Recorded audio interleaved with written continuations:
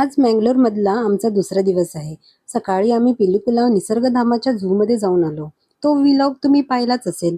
त्यानंतर आता आम्ही आलो आहोत मंगलोरमधील खूप प्रसिद्ध असलेल्या कद्री मंजुनाथ स्वामी मंदिरात.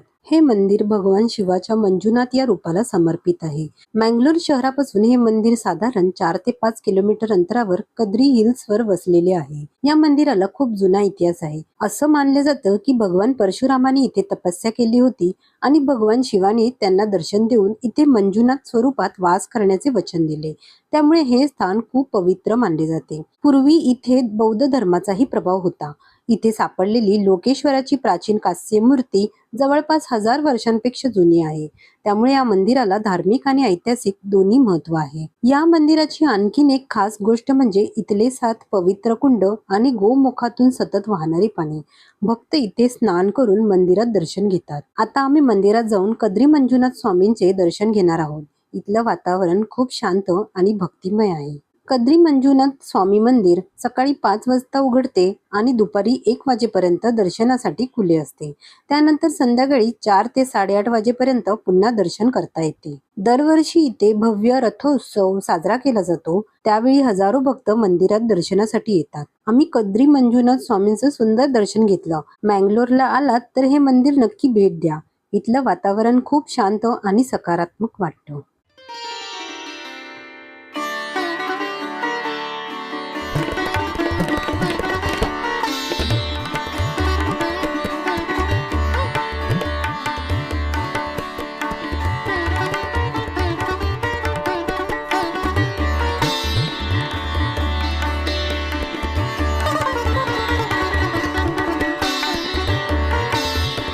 मंदिराचं सुंदर दर्शन घेतल्यानंतर आम्ही जवळच जेवणासाठी एका हॉटेलमध्ये गेलो. तिथे आम्ही केळीच्या पानावर वाढलेलं साऊथ इंडियन जेवण खाल्लं.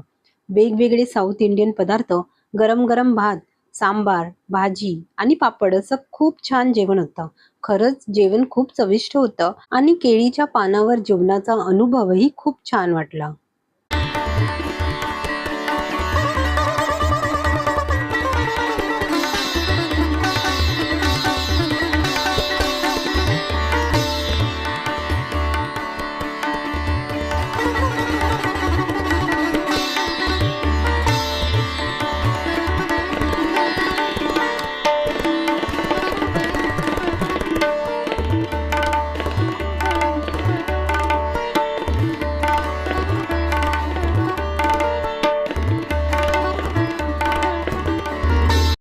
जेवण झाल्यानंतर आम्ही मंगळादेवी मंदिरात पोचलो. मंगळादेवी मंदिर मंगलोरमधील सर्वात प्राचीन आणि प्रसिद्ध मंदिरापैकी एक आहे. या मंदिराचा इतिहास सुमारे 800 ते 900 वर्षापूर्वीचा मानला जातो. असं सांगितलं जातं की मंगळादेवी नावाच्या एका पवित्र साध्वीने इथे तपस्या केली होती. तिच्या स्मरणार्थ येथे देवीची स्थापना करण्यात आली. त्यामुळे या मंदिराला मंगळादेवी मंदिर असे नाव पडले. या मंदिराची स्थापना 9व्या शतकात राजा कुंदवर्मा यांच्या काळात झाली असल्याचे मानले जातं.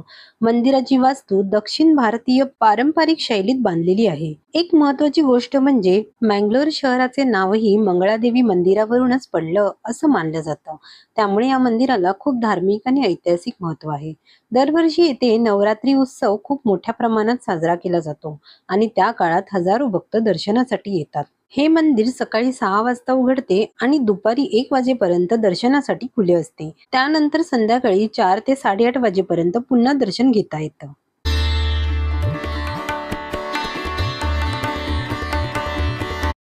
आता आम्ही आलो आहोत मंगलोरमधील आणखीन एक खूप सुंदर आणि प्रसिद्ध मंदिर, कुद्रोली गोकर्णनाथ मंदिर.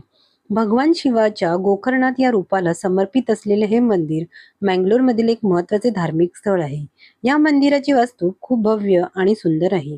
त्यामुळे इथे येणाऱ्या प्रत्येक भक्तांचे लक्ष लगेच वेधून घेतं. या मंदिराची स्थापना 1912 साली समाजसुधारक श्री नारायण गुरु यांनी केली.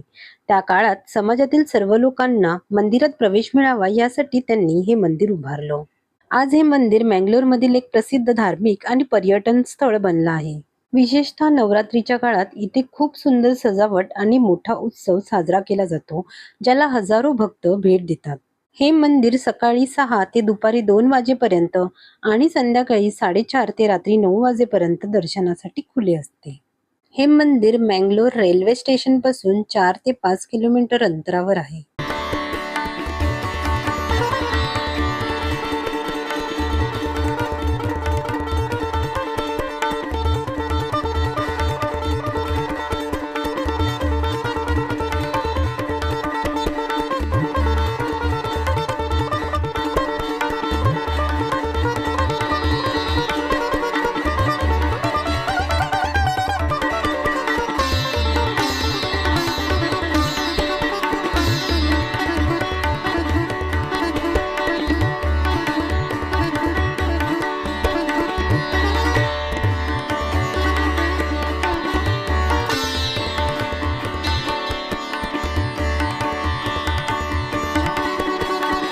मंदिराचे सुंदर दर्शन झाल्यानंतर आम्ही आता मँगलोरमधील प्रसिद्ध पणंबूर बीचवर आलो आहोत. हा बीच मँगलोरमधील खूप लोकप्रिय पर्यटन स्थळ आहे. इथलं स्वच्छ समुद्र किनारा, समुद्राच्या लाटा आणि थंड वारा अनुभवताना खूप छान वाटतं. इथे अनेक लोक संध्याकाळी फिरायला आणि सुंदर सनसेट पाहण्यासाठी येतात. समुद्राच्या काठी थोडा वेळ घालवताना खूप शांत आणि आनंदी वाटतं.